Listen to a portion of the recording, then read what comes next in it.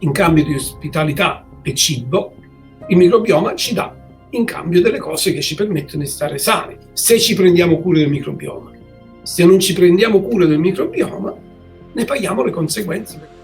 Sarei molto scettico nel momento in cui vedo sul mercato un probiotico senza vedere un'evidenza clinica. Dolcificanti purtroppo sfavoriscono alcuni ceppi che sono poi quelli protettivi e favoriscono altri che ahimè sono patogeni. Le fibre peggiorino l'infiammazione. Mito, non è fatto. Bravo. Anzi, proprio il contrario. Tutti devono evitare il glutine anche se non sono intolleranti o hanno problemi di celiachia. La risposta secca è no. Poi c'è tutto il problema dell'invecchiamento che è affascinantissimo. Si sa bene che ci sono persone che a 80 anni sembrano cinquantenni e lo sono perché geneticamente sono stati fortunati, perché in famiglia tutti quanti sembrano invecchiare con grazia. Ma questa è solo parte della storia. Ciao a tutti, supereroi della salute, benvenuti in una nuova chiacchierata educativa sulla scienza e la salute. Sono la dottoressa Lucia Aronica, docente in nutrigenomica all'Università di Stanford e oggi ho l'onore di avere con noi un ospite davvero speciale, il dottor Alessio Fasano. Alessio è un esperto di fama mondiale, una figura poliedrica nel campo della salute intestinale, con ricerche che spaziano dalla barriera intestinale al microbioma, al loro legame con condizioni autoimmunitarie come la celiachia e l'autismo. Alessio è un professore di pediatria all'Harvard Medical School, professore di nutrizione all'Harvard T.H. Chan School of Public Health e direttore del centro di ricerca sull'immunologia e biologia della mucosa e del centro per la ricerca e il trattamento della celiachia presso il Mass General Brigham, dove è anche titolare della cattedra W. Allan Walker di gastroenterologia pediatrica, epatologia e nutrizione. Nel 2000 il dottor Fasano e il suo gruppo di ricerca hanno scoperto la zonulina, un gruppo di proteine che regola la permeabilità intestinale. Questa scoperta ha aperto nuove strade nello studio delle malattie infiammatorie, dalle condizioni autoimmuni alle malattie croniche dell'invecchiamento. Oltre ad aver pubblicato più di 450 articoli scientifici, il dottor Fasano ha scritto anche 2 libri per il grande pubblico. Libertà dal glutine, no, senza glutine in italiano, Alessio lo puoi mostrare. Eccolo qua. Eccolo qua, e il microbioma umano, insieme in collaborazione con Susan Flaherty, pubblicate dalla MIT Press. Alessio, è per me un onore e un piacere averti qua perché da anni sono ammiratrice della tua ricerca, della tua abilità divulgativa. Abbiamo tantissimo in comune, siamo entrambi campani, abbiamo frequentato la stessa università, l'Università Federico II di Napoli. La tua ricerca sul microbioma si intreccia un po' con l'epigenetica che è al cuore della mia ricerca e entrambi abbiamo una passione per la comunicazione scientifica. Non dimenticherò mai l'energia vulcanica di una delle tue presentazioni che ho visto nel 2010 e lì penso ci sia lo zampino del Vesuvio, voglio dirlo. La presentazione si intitolava "L'intestino non è come Las Vegas" ed esprime un concetto importantissimo, e cioè che a differenza di Las Vegas, dove ciò che succede a Las Vegas non rimane a Las Vegas, rimane a Las Vegas e nessuno lo viene a sapere, ciò che succede nell'intestino invece non rimane nell'intestino e impatta la salute del nostro corpo e della nostra mente. E oggi parleremo di questo. Ho ricevuto più di 200 domande dai miei iscritti, non ti preoccupare, non ti chiederò 200 domande, ma le ho divise in 5 categorie a cui propongo di dedicare più o meno 10 minuti ciascuna. Barriera intestinale, intolleranza a glutine e celiachia, microbioma e salute, microbioma e dieta e poi una sezione finale di fatti e miti. Allora, io direi di iniziare proprio dalla barriera intestinale e dalla tua scoperta della zonulina. Che cos'è la barriera intestinale e perché la zonulina è un po' la chiave di questa barriera? Allora, dunque, a dire la verità, questo è un campo abbastanza controverso, almeno nel passato prossimo. Poi adesso ci sono evidenze che sono così robuste che credo che sia, diciamo, sì, non dico accettato da tutti, ma è una nozione chiara che la barriera, le funzioni di barriera, soprattutto quella intestinale, che è l'interfaccia più grossa che abbiamo tra di noi e l'ambiente, è fondamentale per stabilire quel bilancio tra stati di salute e malattia. Cioè, il problema fondamentale è che noi praticamente abbiamo come istigatori di processi di malattia, in base alla nostra predisposizione genetica, degli stimoli, delle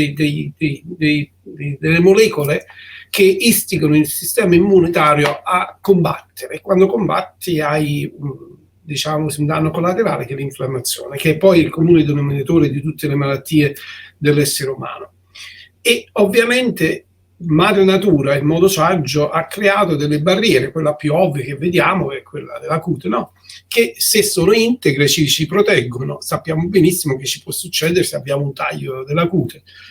La stessa storia vale per altre barriere. Quella più complessa e forse più studiata è proprio quella intestinale, perché è ampia, perché è un ambiente in cui ci sono amici e nemici, e diciamo così, il sistema deve gestire e decidere chi è amico può rimanere e chi è nemico va eliminato. E poi c'è questa situazione in cui, diciamo così, il sistema immunitario intestinale, che tra l'altro è quello più ricco che abbiamo nel nostro corpo, è quello che deve decidere di prendere queste decisioni, cioè combatto, per cui uso l'infiammazione per liberarmi di questi nemici, o mi sto fermo perché è una cosa che devo tollerare, cioè ho a che vedere per esempio con un alimento che voglio che rimanga, o ho a che vedere con un patogeno che mi può dare grossi problemi. E questo tipo di discussione, diciamo così, richiede un'interazione con l'ambiente che è regolato appunto da questa barriera.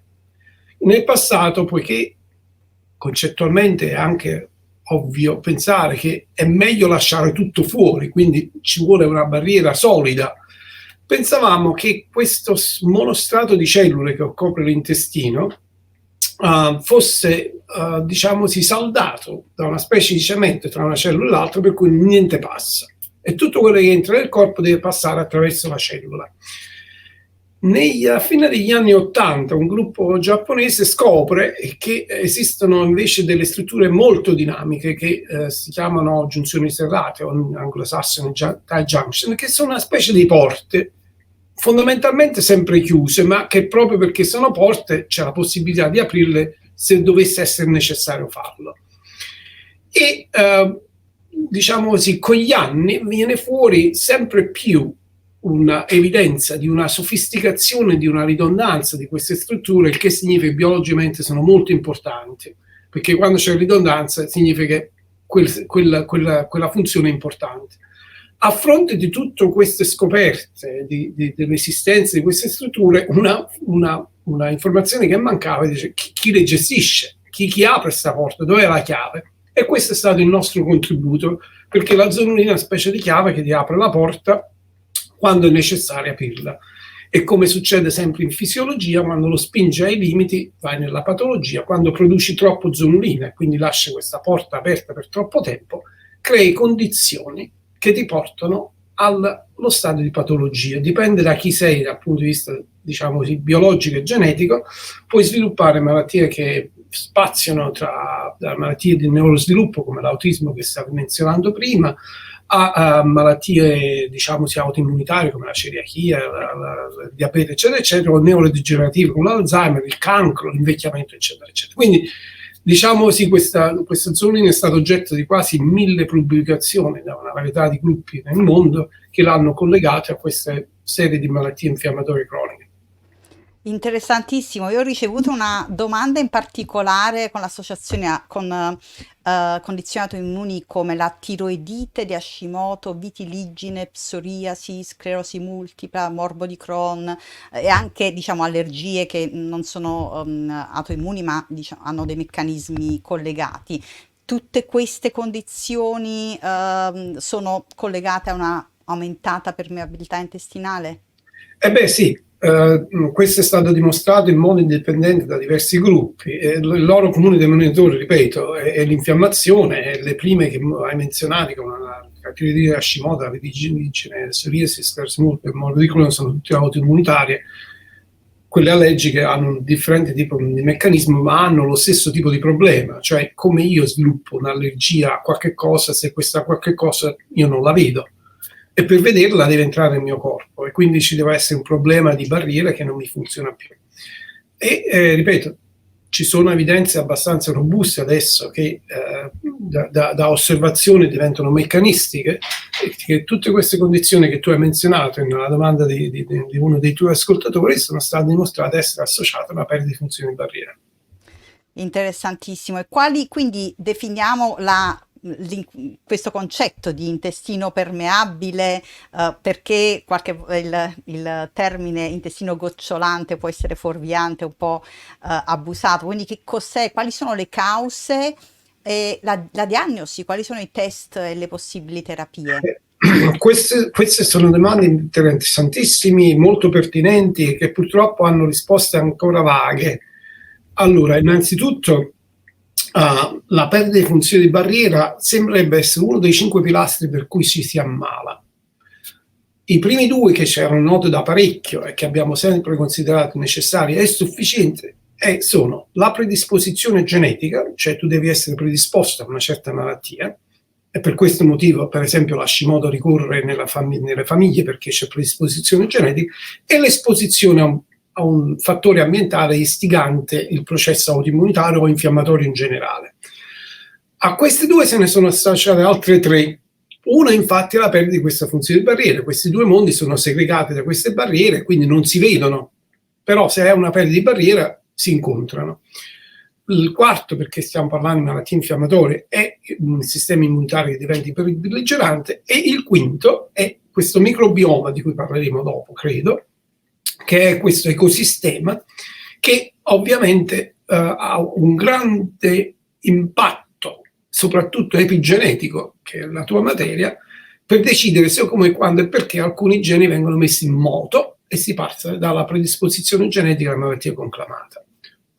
Questi ultimi tre sono estremamente collegati con l'altro e si influenzano a vicenda, per cui, per rispondere alla tua domanda, uno degli stimoli più forti per perdere la funzione di barriera è una disbiosi, cioè uno sbilanciamento del microbioma. Ovviamente se c'è una disbiosi e aumenti la permeabilità, c'è anche il reverso, cioè un'aumentata permeabilità ti può creare disbiosi. E se c'è un'aumentata permeabilità e quindi un aumentato traffico antigenico, il sistema immunitario diventa iperbelligerante. Quindi vedi come si connettono tutti. Quindi una perdita di barriera, la causa più frequente in assoluto e più di impatto è una disbiosi. Ci sono altre cause, lo stress, l'abuso di alcol per esempio, o di fumo, l'uso di farmaci,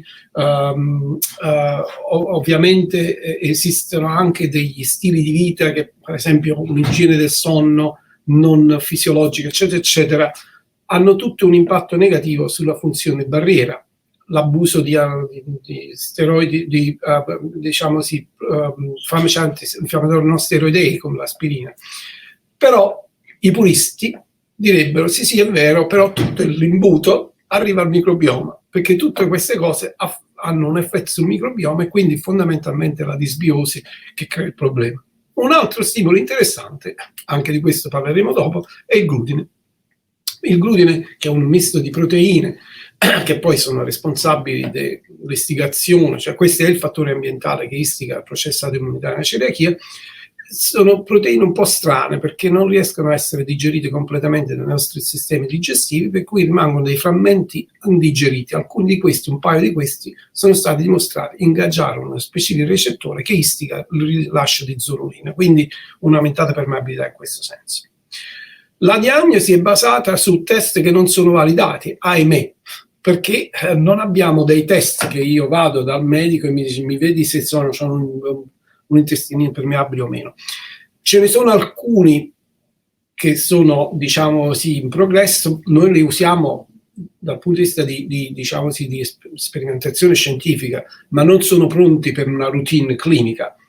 Fatto salve alcuni, per esempio il test della zonulina, che è usato moltissimo adesso, soprattutto dai medici di medicina complementare, soprattutto in Europa. In Germania si usa per esempio alla grande, per stabilire se effettivamente ha un problema di, diciamo sì, permeabilità intestinale. La cura ovviamente sta nel prendersi cura del microbioma, cioè voglio dire, se dovesse essere legata al glutine, ovviamente la dieta prima di glutine ti risolve il problema, ma se stiamo parlando di tutti gli altri, diciamo sì, effetti, uno stile di vita migliore, cioè diciamo sì, più consono a quello che è il nostro, diciamo sì, necessità evolutiva, e quindi non lo stile occidentale, diciamo sì, di stile di vita, quindi mangiare meglio, dormire meglio, avere un'attività fisica migliore, cercare di limitare gli usi dei farmaci che non sono assolutamente necessari e via discorrendo, prendersi cura del proprio microbioma, in poche parole è la cura migliore. Poi esistono dei farmaci che sono ancora in fase di sperimentazione, per esempio c'è un inibitore della zonulina che adesso è in sperimentazione per la celiachia, per l'artrite reumatoide e per il long covid, che sarebbe questa conseguenza, diciamo sì, a lungo termine di infezione da SARS-CoV-2. Interessantissimo, so che tu stai facendo alcuni studi clinici appunto per testare anche questo farmaco, quindi inibendo la zonulina diminuisce anche la permeabilità intestinale. E parleremo ora del glutine e poi del microbioma, cosa mangiare. Tu hai già accennato che in realtà l'approccio al microbioma è un approccio olistico che include una dieta più sana, ma anche più sonno, dormire di più. Però a questo proposito ti volevo già fare una domanda che mi è stata chiesta. I probiotici possono essere utili? C'è in particolare un probiotico che viene venduto in Italia come cerotto, viene detto come cerotto della barriera, e mi sembra che sulla pagina nominano la tua ricerca. È un probiotico a base di bifidobacterio e viene venduto come soluzione. I probiotici, ora il mercato ha raggiunto miliardi e miliardi di euro, ci sono probiotici che vengono venduti per specifiche indicazioni, in particolare stipsi, gonfiore, addirittura cancro. Quindi quali sono secondo te i tuoi pensieri sui probiotici, e ci possono essere anche dei potenziali danni? Io sono stata un po' stupita qualche anno fa da un articolo che ha dimostrato che prendere i probiotici dopo gli antibiotici non solo non fa bene, ma rallenta il processo di ritorno diciamo, alla flora batterica iniziale. Quindi in generale cosa ne pensi dei probiotici, in particolare per la barriera intestinale, la salute generale, specifiche condizioni? Sì. Ok, questo è il tipico atteggiamento, diciamo sì, di noi occidentali. Ho un problema, Sì. dammi una soluzione. Non ci voglio lavorare sopra. Allora, ovviamente, diciamo così, il probiotico è la risoluzione immediata di risolvere un problema di disbiosi, almeno sulla carta, avremo una logica, cioè tu hai un microbioma sbilanciato, porto il pacificatore che è il probiotico e mette tutto a posto. Ma lascia perdere mangiare come si deve, dormire come si deve, fare esercizio, quello è troppa fatica, dammi una pillola che mi risolve la cosa. Questo è il tipico atteggiamento nostro. Però volessimo noi perseguire quella strada, siamo lontani dall'applicazione clinica. Guarda, tu l'hai già detto, cioè purtroppo fondamentalmente perché chi li produce cerca di evitare di fare diciamo sì, delle affermazioni terapeutiche che imporrebbero, come l'EMA vorrebbe in Europa e la FDA qui negli Stati Uniti, di fare studi doppio cieco, fatti come si deve, eccetera, eccetera, che costano milioni di euro. Che cosa fanno le aziende? Dicono fa bene alla salute, per cui senza fare questi studi, che quindi da una parte sono costosi, ma dall'altro ti danno, diciamo sì, un'evidenza più robusta di una efficacia terapeutica, millantata o meno, tutto questo manca. Come hai detto, insomma, miliardi di euro e di dollari sono sul tavolo e questi non vogliono, diciamo sì, evitare di spendere questa cosa. Per cui sarei molto scettico nel momento in cui vedo sul mercato un probiotico che dice ti cura la stipsi, il gonfiore, eccetera, eccetera, senza vedere un'evidenza clinica che deve essere corroborata da studi fatti come si deve, che sui probiotici sono pochi. Ciò detto, questo non vorrei lasciare, diciamo così, come messaggio il fatto che i probiotici dal punto di vista concettuale sono inutili o addirittura dannosi. Secondo me hanno una grossa valenza futura quando avremo i mezzi per un'applicazione clinica e non solo scientifica, la facciamo adesso, di studiare il microbiota, capire che cosa va male e avere un target terapeutico che può essere modulato appunto dall'uso di probiotici che possa eventualmente aggiustarmi la barriera intestinale, possa mitigare il processo infiammatorio, eccetera, eccetera. Intuitivamente, va bene, per quello che vedo nella letteratura, un solo probiotico raramente può raggiungere questi risultati. In genere ci vuole un consorzio di probiotici, cioè più ci sono, meglio è. Diciamo sì, questa è anche una logica concettuale.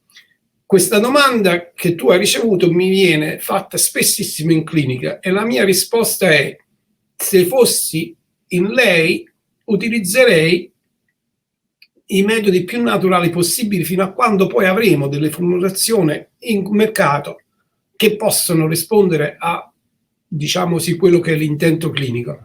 Mi riferisco a che cosa? Yogurt, il miglior diciamo, si fonte di probiotici multiceppo freschi che sono fisiologicamente adatti a noi. Che ne so, prebiotici come i cibi fermentati, quelli praticamente hanno la possibilità di alimentare i batteri buoni, tra virgolette, che sono i probiotici che già vivono nel nostro, diciamo così, vedo che tu ce l'avevi già pronto, e che sono, già vivono nel nostro intestino, per cui vengono alimentati e quindi favoriti nella loro crescita e quindi ridanno un bilancio dell'ecosistema. Postbiotici, cioè voglio dire l'utilizzo di prodotti, di batteri che sono benefici per noi, tipico per esempio gli acidi grassi a catena corta, no? Come il butirrato, il propionato, eccetera, eccetera, l'acetato, o combinazioni di quello che ho detto prima, per esempio i simbiotici che sono i prebiotici più probiotici. Però questo, ripeto, futuribile. Al momento io mi baserei su prodotti naturali. Bellissima risposta, si riflette un poco anche le mie riflessioni, quello che ho capito dalla letteratura e soprattutto poi un bisogno per la personalizzazione a cui tu hai accennato, cioè in un futuro dovremmo capire quali ceppi per quali persone e personalizzare la terapia anziché vendere Esattamente così. sì. Mm-hmm. Perfetto, allora passiamo ora al tema della celiachia. Qual è la differenza con l'intolleranza al glutine? Allora, la celiachia, come tu avevi accennato prima, è una tipica malattia autoimmunitaria, il che si presuppone quei 5 pilastri che dicevo prima, e la parte genetica è, diciamo sì, la predisposizione a fare autoimmunità, cioè che il sistema immunitario comincia ad attaccare il suo proprio corpo piuttosto che attaccare questi nemici. L'intolleranza al glutine o la sensibilità al glutine non celiaca, come la vuoi chiamare, è sempre una risposta immunitaria ma non autoimmunitaria, per cui a diresse di carattere, l'istigatore è lo stesso, cioè il glutine, per cui sia il celiaco che l'intollerante al glutine deve andare a dieta priva di glutine, però i meccanismi sono ben diversi. Il celiaco è per la vita, chi è sensibile al glutine non lo si sa, la celiachia ha una barra, diciamo sì, molto alta, perché anche un piccolissimo cross contaminazione ti può far star male e c'è un effetto cumulativo. Se quindi hai queste contaminazioni frequenti nel tempo possono portare a danni di altri tessuti, come parlavamo prima, quello che succede nell'intestino non rimane nell'intestino. La celiachia è il classico esempio di una malattia intestinale a connotazione sistemica, non c'è tessuto organo che è risparmiato dal processo infiammatorio della celiachia, per cui la cute, le articolazioni, il cervello e via discorrendo possono essere impegnati. Nell'intolleranza al glutine questo sembrerebbe non succedere. Diciamo la barra può essere un po' più alta, cioè addirittura persone che ne so, con la sensibilità al glutine possono tollerare un pezzettino di pizza, 2 pezzettini stanno male. Questo non esiste proprio col celiaco, insomma. Di comorbidità, la celiachia si associa a altre malattie autoimmunitarie, come l'Hashimoto, frequentissima, per esempio, o l'epatite autoimmune e via discorrendo. Questo non lo vediamo nella sensibilità al glutine, poi alla fine, insomma, la celiachia te la tieni per il resto della vita, la sensibilità al glutine, come altre intolleranze alimentari, potrebbe andare via nel tempo. Queste sono le più grosse differenze. E ora la domanda delle domande che sicuramente ricevi molto spesso, e quindi tutti devono evitare il glutine anche se non sono intolleranti o hanno problemi di celiachia. Questo è stato popolarizzato probabilmente da alcuni libri e quindi volevo farti questa domanda per sfatare alcuni miti. La risposta secca è no, ovviamente no, nel senso che e purtroppo questi libri a cui accennavo, quando viene chiesto ma quale evidenza clinica vedete che portate, diciamo così, questo tipo di asserzione, la risposta è gli studi del professore Fasano, che è ridicolo. È vero che il glutine aumenta la permeabilità intestinale di tutti, perché ha questa capacità di farlo, ma la permeabilità intestinale è uno dei 5 pilastri. Se ti manca la genetica non avrai conseguenze. Se ti manca, che ne so, un sistema immunitario che va fuori controllo, non avrai conseguenze. Se non c'è la disbiosi, non avrai conseguenze. Quindi voglio dire, è necessario ma non sufficiente. Quindi se io mi bevo 3 bicchieri di vino in più o prendo l'aspirina perché la bevi aspirina perché ho, che ne so, un rischio di malattie cardiovascolari, la mia permeabilità intestinale aumenta, ma aumenta di poco, aumenta per tempi brevi e io non pago conseguenze, a meno che non sono a rischio di altre cose, insomma, perché ho gli altri 4 elementi che mi portano a rischio. Quindi, diciamo così, questa asserzione tutto ne devono evitare il glutine è assolutamente non fondata su scienza. Ciò quanto detto, ovviamente, ma questo vale anche per gli alimenti che sono di grande salute, che ne so, se mangiamo troppo carne bianca di tacchino, che diciamo sì, è abbastanza salutare, andremo a dormire perché ci sono delle sostanze chimiche che ti danno la sonnolenza, insomma. Sì. Così anche vale per il glutine. Io immagino che se ci mangiamo 3-4 pizze, nonostante non abbiamo problemi con il glutine, il nostro intestino non sarebbe molto felice della cosa, insomma, ripeto, insomma, tutto questo per dire che cosa? Una dieta bilanciata in moderazione è la cosa più logica da implementare, ma l'estremo dell'eliminazione del glutine perché il glutine fa male, allora qua io non vedo evidenze scientifiche che possano giustificare una cosa del genere. Insomma, grazie. Se noi prendiamo 100 persone, una avrà la celiachia, altre 6 forse hanno la sensibilità al glutine e quindi parliamo degli altri 93 che dovrebbero mangiare il glutine. Scusami, mezzo c'ha l'allergia al frumento e gli altri 92,5 insomma dovrebbero mangiare il glutine senza problemi. Sì, quindi giusto per ricapitolare quello che hai detto, sì, è vero che il glutine può aumentare la permeabilità, ma è uno dei tanti fattori e appunto forse la principale differenza tra intolleranza al glutine e celiachia è che c'è quella componente genetica che è un altro fattore e poi ci sono tutti gli altri fattori che devono agire in concerto, altrimenti il problema non si pone. Il che mi porta... Ecco, una delle domande carissime, diciamo a me carissime. Sappiamo che la celiachia ha una forte componente genetica, ma non tutti quelli che sono predisposti la sviluppano. Quindi la questione è qual è l'anello mancante, qual è il ruolo dell'epigenetica e come si intreccia con il microbioma.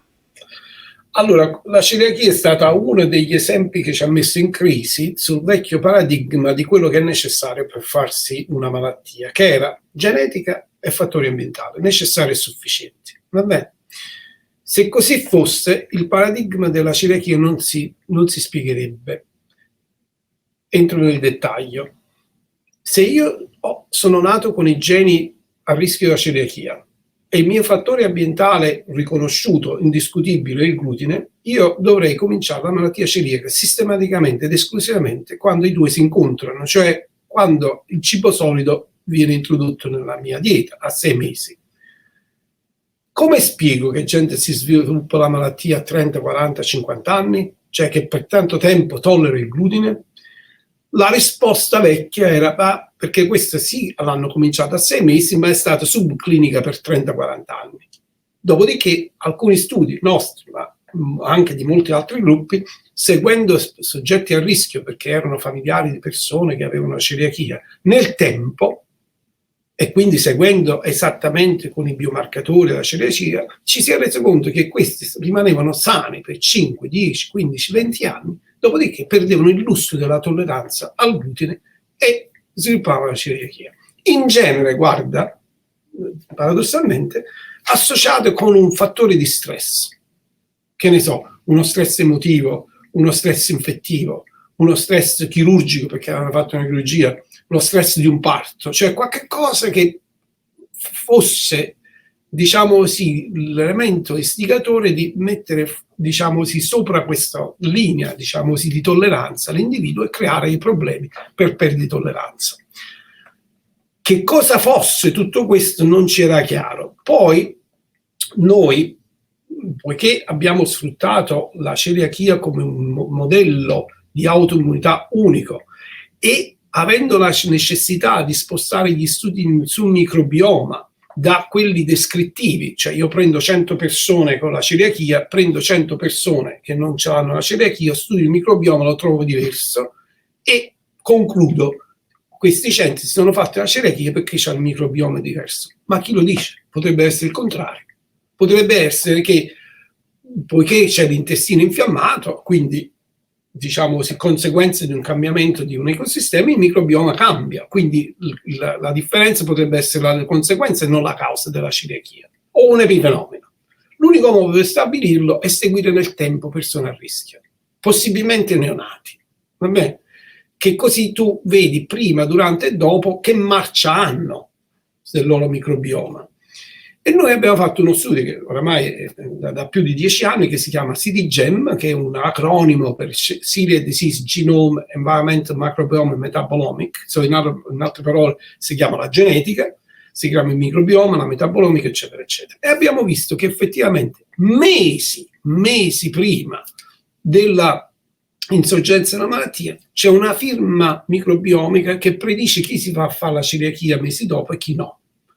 E quando ti chiedi che firma è, diciamo così, usando anche modelli di intelligenza artificiale, eccetera, eccetera, viene fuori che i bambini a rischio che non si fanno la celiachia mantengono nel loro microbioma 5 ceppi specifici, che sono tutti probiotici, tra le altre, che vengono persi da quelli che praticamente la celiachia non se la fanno. Noi questi ceppi li abbiamo isolati, li abbiamo sequenziati, e abbiamo visto che, paragonato a ceppi, diciamo così, di riferimento della stessa specie, hanno delle mutazioni genetiche che, guarda caso, diciamo così, hanno un impatto sull'ospite per quanto riguarda la risposta innata o adattiva infiammatoria, per quanto riguarda il turnover cellulare, cioè la rigenerazione delle cellule, e per quanto riguarda gli effetti di barriera. E abbiamo preso uno di questi ceppi e l'abbiamo messo su un mini organo di intestino, quello che si chiama un organoide, cioè abbiamo la possibilità rutinariamente durante un'endoscopia di prendere un pezzettino di intestino in più e farne un intestino in provetto, cosiddetto, e se tu prendi questo intestino e gli dai del glutine nel celiaco e non nel soggetto normale, 3 cose succedono. L'intestino diventa più permeabile, per quell'effetto che ti dicevo prima di questa parte del glutine che non viene digerita, che ha la capacità di rilasciare la zonulina. L'intestino produce citochine proinfiammatorie, cioè ha un tono di infiammazione, e l'intestino ha una accelerata morte cellulare perché il turnover cellulare non riesce a rigenerare quella che è la perdita di cellule che vengono, diciamo così, tra virgolette, ammazzate dal glutine. Vabbè, queste 3 cose. Ma se prendi questi ceppi e li metti insieme al glutine, tutto questo non succede. E non succede perché epigeneticamente questi ceppi sono capaci di riprogrammare l'epitelio intestinale per tollerare il glutine. Cioè tutte quelle 3 cose che il glutine fa quando è da solo, non li vediamo più se c'è anche in presenza uno o più di questi ceppi protettori. E non lo fa più perché questi ceppi, facendo queste analisi del microRNA, sono capaci di riprogrammare l'epitelio a tollerare il glutine perché riprogrammano geni che controllano il turnover cellulare, la risposta innata adattiva, l'inflammasoma e le funzioni barriere. È come dire, se io ho questo ceppo, quando viene il glutine, non fare nulla, non fai in modo che il glutine non ti dia questi problemi. Perdo il ceppo, perdo la riprogrammazione epigenetica e adesso sono, diciamo così, suscettibile a questo effetto del glutine e quindi perdo la tolleranza e sviluppo la celiachia. Questo spiega l'inspiegabile. Perché io a 50 anni mi faccio la celiachia quando per 49 anni e mezzo l'ho tollerato questo glutine? Perché ho perso probabilmente questi ceppi che epigeneticamente mi avevano programmato il sistema epiteliale a tollerare il glutine e adesso questo lusso non ce l'ho più. Bellissimo, l'hai spiegato anche in modo chiarissimo ed per me è molto affascinante come l'epigenetica possa essere influenzata dal microbioma. Sai ora, una mia curiosità, quali sono i meccanismi di comunicazione tra il microbioma e l'epigenetica? Questa è una mia diciamo domanda un po'... Io penso proprio che questo è un piccolo esempio di quello che adesso è una crescente evidenza in letteratura della pressione epigenetica del microbioma. Cioè, ripeto, io sono convinto adesso che se io ho i geni per il Parkinson o per il cancro della mammella o per la celiachia, non è destino che mi faccio questa malattia, perché questo l'epidemiologia, questo ci insegna. Chi ha uno stile di vita occidentale, soprattutto negli ultimi 40-50 anni, ha un altissimo rischio di sviluppare queste malattie infiammatorie croniche. Noi vediamo, epidemiologicamente parlando, questo aumento vertiginoso di queste malattie neurodegenerative, per esempio il Parkinson, la demenza, l'Alzheimer, eccetera, eccetera, oppure l'autismo, la stessa celiachia, ma le malattie autoimmunitarie, i tumori, eccetera, eccetera. Ma come si può spiegare? Sicuramente non per mutazioni genetiche che prendono generazioni, qua stiamo parlando solo di 30-40 anni. Stiamo cambiando l'ambiente troppo velocemente per adattarci geneticamente. Questo è il dato di fatto. E questa è la spiegazione pessimistica. La spiegazione ottimistica, che mi apre un mondo di possibilità, è quello di dire, bah, allora se io sono nato con i geni del cancro della mammella, non è detto che me lo faccio. Se me lo faccio meno, dipende di come mi gioco le mie carte genetiche, cioè il mio stile di vita. E il mio stile di vita veramente è di grande impatto sul microbioma che, evoluzionalmente parlando, fa questo di mestiere, interagisce in modo simbiotico, mutuo vantaggio con l'ospite, per cui in cambio di ospitalità e cibo, il microbioma ci dà in cambio delle cose che ci permettono di stare sani, se ci prendiamo cura del microbioma. Se non ci prendiamo cura del microbioma, ne paghiamo le conseguenze perché epigeneticamente mi fa giocare le carte male, quindi pago le conseguenze. Bellissimo, già hai risposto a questa domanda, quindi cos'è il microbioma e perché è importante, ha un'importanza diciamo sistemica, come hai detto tu, praticamente al centro, un poco al centro di tutte le varie problematiche. Noi guardiamo al macrocosmo, scusami, che ci è ovviamente più, diciamo, sia alla portata di mano, cioè vedi, che ne so, il global warming, il riscaldamento globale, o l'inquinamento atmosferico o diciamo così del nostro ambiente, eccetera, eccetera. Quello ha un grandissimo impatto su quello che è la salute, diciamo così, a livello macroscopico di popolazione.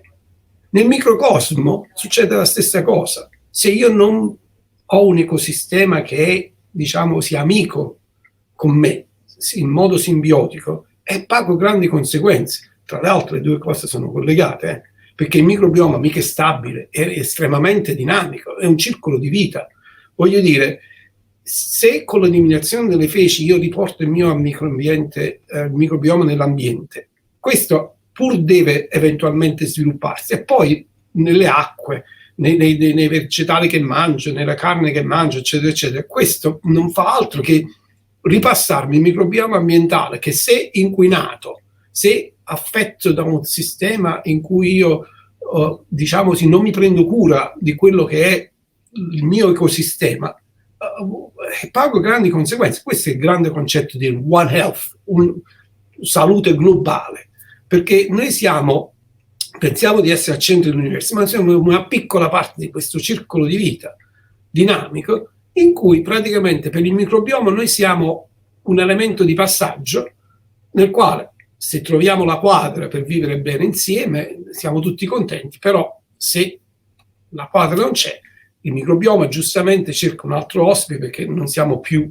le persone adatte, e ci lascia alla mercé e in balio a microrganismi che eventualmente ci creano dei grandi problemi. Quindi prendersi cura del microbioma intestinale con un buon stile di vita è fondamentale per, diciamo così, non solo giocarci le nostre carte genetiche nel modo migliore possibile per prevenire malattie, ma anche per invecchiare con grazia. I processi di invecchiamento non sono altri che processi di infiammazione, tanto vero si chiama aging, e quindi anche lì oramai ci sono evidenze robuste che un microbioma sballato ci fa invecchiare male. È bellissimo, bellissimo questo concetto di salute personale intrecciata con quella planetaria, e alla fine io dico tutte le strade portano a Roma, nel senso che quelle stesse abitudini di stile di vita che fanno bene al microbioma poi fanno bene anche all'epigenetica, e quindi c'è una convergenza e interazione positiva di diversi pathway molecolari che fanno bene a noi e al mondo. Ora, poiché hai nominato l'invecchiamento, quali sono gli effetti, ecco, dell'invecchiamento sul microbioma, e se ci sono differenze poi tra uomini e donne, in particolare con la menopausa? Allora sì, c'è la letteratura è ricchissima in materia, purtroppo sempre descrittiva, non meccanistica, però adesso ci si sta riarrangiando per capire dal punto di vista meccanistico, perché il meccanismo poi mi dà un target di intervento. Allora, gli ormoni hanno una grandissima influenza sul microbioma, su composizione e fondamentalmente sulla funzione. Questo, voglio dire, comincia a esserci una letteratura robusta in materia, e cambiamenti ormonali, come succede nella menopausa, si portano anche a cambiamenti del microbioma, che non sono necessariamente patologici, sono cambiamenti che praticamente devono trovare il loro adattamento in questa dinamica di cambiamenti di quelle che sono necessità fisiologiche, o comunque il pattern fisiologico dell'individuo che è ospite, che ospita questo microbioma. Poi c'è tutto il problema dell'invecchiamento, che è affascinantissimo. Allora, ti dico, sempre sui 5 pilastri che dicevamo prima, che sono fondamentali per stabilire il tuo destino clinico, ti danno anche il destino dell'invecchiamento.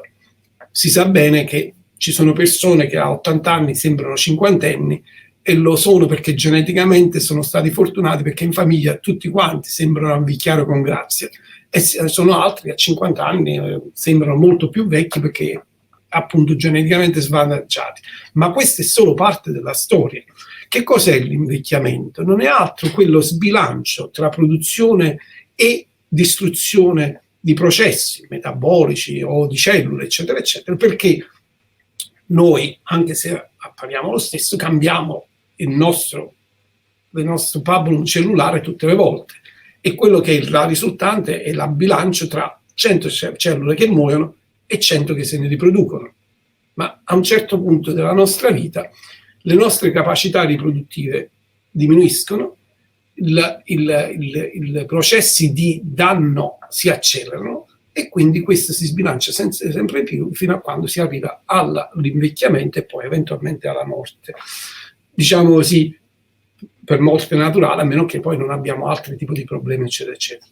Allora, dei 5 pilastri, tutti e 5 sembrerebbero essere fondamentalmente importanti, e il microbioma ovviamente, di nuovo, sembra essere al centro della situazione. Ma parliamo un attimino di evidenze abbastanza interessanti, che poi meccanisticamente hanno logica.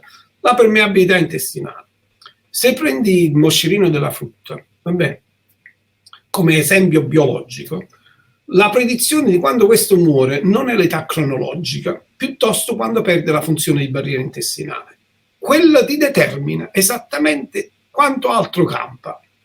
Tant'è vero che se manipoli i geni che controllano la permeabilità intestinale del moscerino della frutta, ne raddoppi le attese della vita. È come se tu dicessi che invece di vivere 80 anni ne viviamo 160. Utilizzando la zonulina come biomarcatore di permeabilità, gli ultracentenari hanno bassissimi livelli di zonulina. I quarantenni con malattie cardiovascolari, altissimi valori di zonulina. E i valori di zonulina sono proporzionali con l'agilità, diciamo, sì, fisica e mentale. Cioè, più zonulina c'hai, meno agile sei, e meno, diciamo così, svelto dal punto di vista mentale sei. E ovviamente tutto questo si associa a un cambiamento del microbioma che influenza la quantità di zonulina che produce, insomma. Quindi, dove sto andando a parare?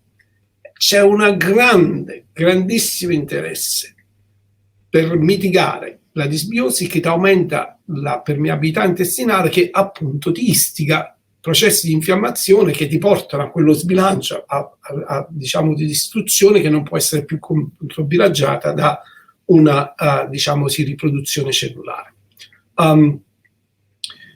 Se, come, quando e perché saremo capaci di vivere 160 anni, questo non te lo so dire, ma ovviamente se effettivamente tanto mi dà tanto, uno studio ormonale e capire l'impatto del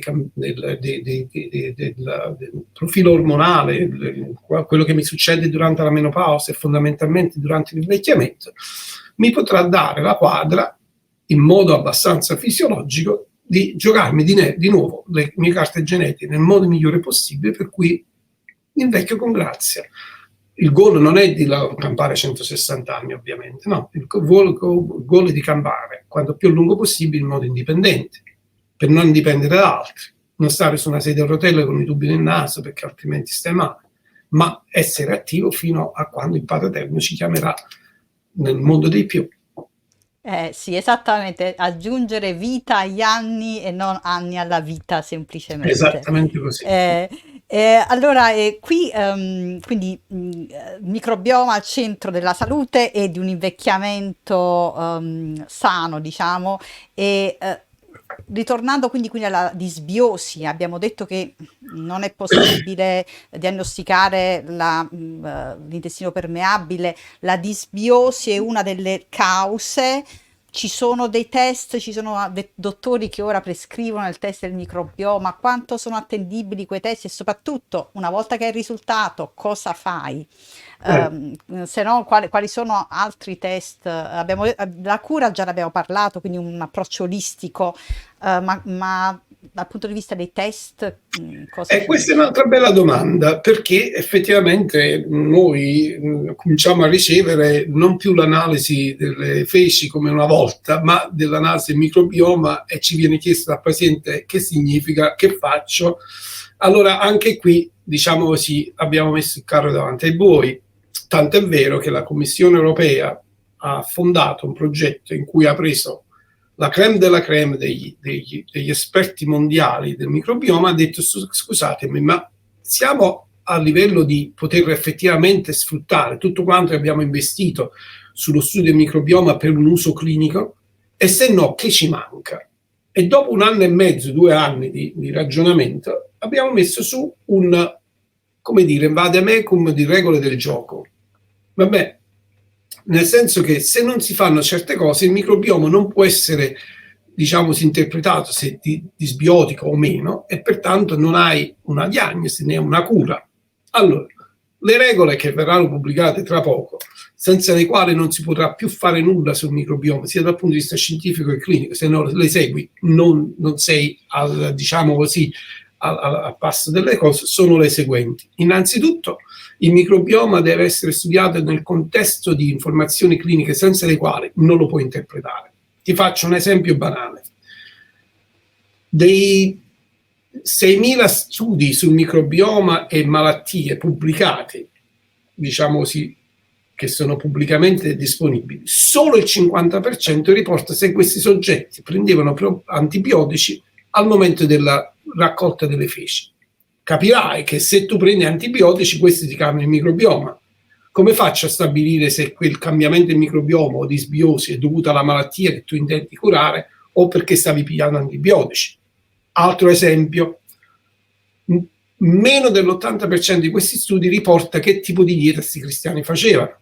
Allora, se io sono onnivoro, ovviamente ho un microbioma che è ben diverso da uno che è vegetariano.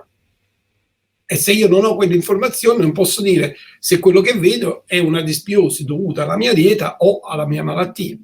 Quindi, una volta che ci si è date queste regole, e poi ovviamente come raccoglie il campione, come estrae il DNA, che tipi di librerie usi, che tipo di diciamo così, approccio tu prendi per un'assegnazione tassonomica, per dire chi sei e che cosa fai, diciamo così, per campare. Se non hai la risposta a quello non puoi mettere meccanisticamente le due cose insieme. Ci arriviamo perché il know-how c'è, diciamo dal punto di vista, diciamo così, di tecnicalità ci siamo, i costi si sono abbattuti in un modo incredibile. Pensa che noi quando abbiamo cominciato questo studio del CDGEM che dicevo prima, per fare uno studio di microbioma costava $1.500-1.600 a campione, adesso con $70 lo si può fare, quindi questo è più alla portata di mano. E quindi una volta che queste regole sono dettate e poi vengono implementate, abbiamo una diagnosi, possiamo stabilire che cos'è la disbiosi e perché eventualmente, diciamo così, questo potrebbe essere associato al problema. La cura, ne abbiamo già accennato, la manipolazione con probiotici, eccetera, eccetera. Però se mi permetti un parallelo, giusto per capirci bene, il microbioma, soprattutto quello intestinale, è come una specie di fattoria in cui ci sono diversi animali. Ci sono le mucche, ci sono i maiali, ci sono le galline, ci sono le pecore e via discorrendo. Ovviamente questi mangiano cose diverse, va bene? E la mia fattoria è produttiva se io ho una diversificazione di animali. Quanti più animali differenti ho, tanto più produttiva la mia fattoria, perché quelli che mi fanno le uova sono le galline, ne ho bisogno di 100, quelli che mi fanno il latte sono le mucche, ne ho bisogno di 20 e via discorrendo. Va bene?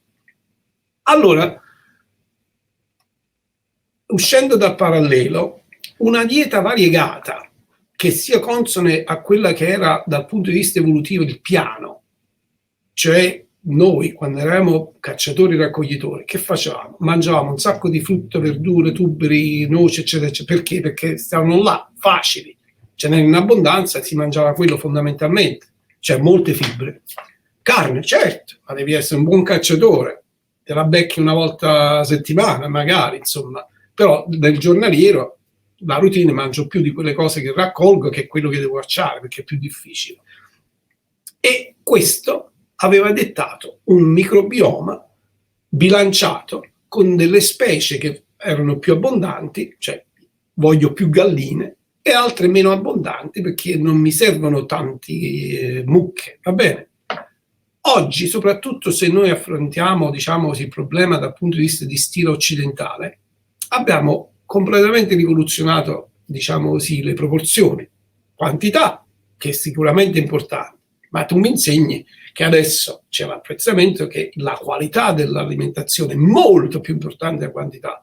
Non è semplicemente perché mangio troppo, divento obeso, mangio poco e sono malnutrito. No, no, qua se mangio male pago conseguenze, perché adesso ho 100 mucche e ho tanto latte che non so più che farne e ho 20 galline e non ho abbastanza uova per quello che era il mio piano di business, insomma. Questo è quanto. Quindi, che fare? Forse da tutti quelli di impatto più importanti, la nutrizione è quella fondamentale. E poi di che cosa ho raccontato? Della dieta mediterranea, quella che ci è nota a noi. Tu sei più giovane di me, quindi tu non te lo ricordi. Io, che vengo da famiglia abbastanza, diciamo così, umile, io ricordo qual era la mia dieta. Il lunedì era pasta e fagioli, il martedì era pasta e piselli, il mercoledì era pasta e ceci. Cioè, vedi, anche la mia, ti dico anche la mia.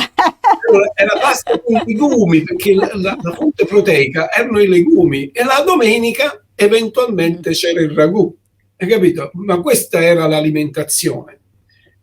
Oggi mica si mangia più così, hai capito? Cioè, allora, perché ci si meraviglia delle situazioni che affrontiamo dal punto di vista alimentare? E poi ovviamente non è solo l'alimentazione, è lo stile di vita, lo stress era bassissimo, si camminava a piedi fondamentalmente, mentre adesso per 50 metri si prende lo scooter o la macchina, eccetera, eccetera, e non ci si trova più.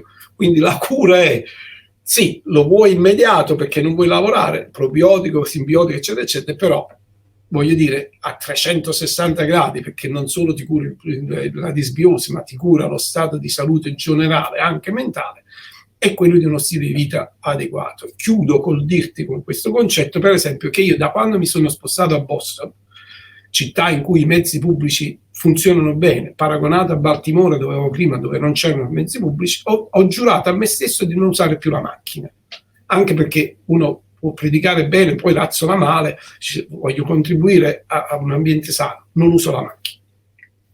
Vivo una vita molto più serena, perché so a che ora parto e so a che ora arrivo. Con la macchina non era così. Cammino, perché per andare al mezzo pubblico devo fare un po' di cammino, e quello che pensavo fosse la limitante, cioè io se faccio così perdo tempo, non è vero, lo guadagno il tempo. Lo guadagno sia dal punto di vista temporale ma anche di qualità di tempo. Bellissima questa cosa che hai detto sulla falso beneficio dell'essere sempre efficienti, che c'è molto qua in America, e secondo me si perde un sacco dal punto di vista cioè, mentale, ma anche appunto dal punto di vista del movimento e nutrizionale, perché se vogliamo mettere una cosa nel microonde già fatta è molto efficiente, ma ci fa molto male. Qui si apre anche un altro capitolo. Allora io per mestiere faccio lo chef, lo scienziato è un hobby. Allora io e mia moglie entrambi, pure lei lavora eccetera eccetera, siamo amanti della cucina. È un mito che si perde tempo a cucinare con ingredienti, è un mito. Mia nonna diceva un buon pasto va cucinato in 20 minuti, a meno che non è qualcosa di più sofisticato con un ragù che richiede ore, e l'importante è avere gli ingredienti a casa. Quindi il mito di che dici io non ho il tempo per cucinarmi è un mito da sfatare. D'altronde voglio dire, chi metterebbe nella macchina, che ne so, un olio senza sapere di che olio è, o della benzina senza sapere che tipo di benzina c'è? Eppure noi facciamo così con il cibo, ci affidiamo a conto terzi, che ovviamente devono fare soldi, per credere di avere un prodotto di qualità, laddove io andando al mercato me lo scelgo io il prodotto di qualità e lo cucino come dico io. Bellissimo, bellissimo. Allora, Alessio, non voglio abusare del tuo tempo, c'era una sezione di fatti e miti, se hai altri 5 minuti possiamo fare... Veloce. Ah, ok. Allora, velocemente. Allora, queste sono domande l'ambasciatore non porta pena. Io le leggo come mi sono state poste perché riflettono le paure, le speranze delle persone. Allora, questo è uno dei miti più grandi, che le fibre peggiorino l'infiammazione, dovuto probabilmente al fatto che alcune persone hanno problemi con alcuni tipi di verdure, e anche al fatto che le verdure contengono antinutrienti. Tu cosa ci dici?